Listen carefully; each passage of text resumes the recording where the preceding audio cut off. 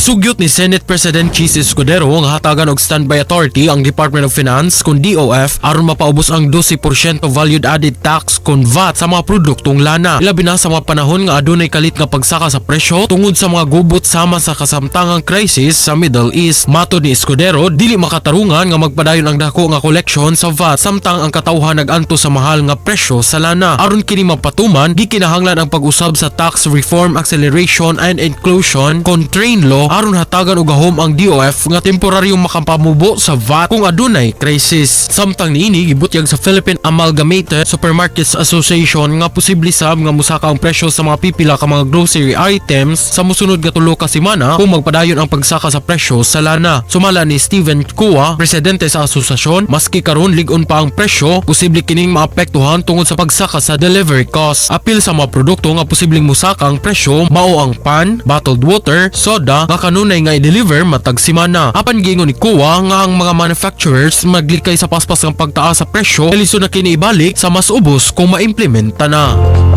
Kini si Idol Kenny sa 93.9 IFM, di kapugan sa pagatod sa mga nagunang balita. Tatak IFM Balita.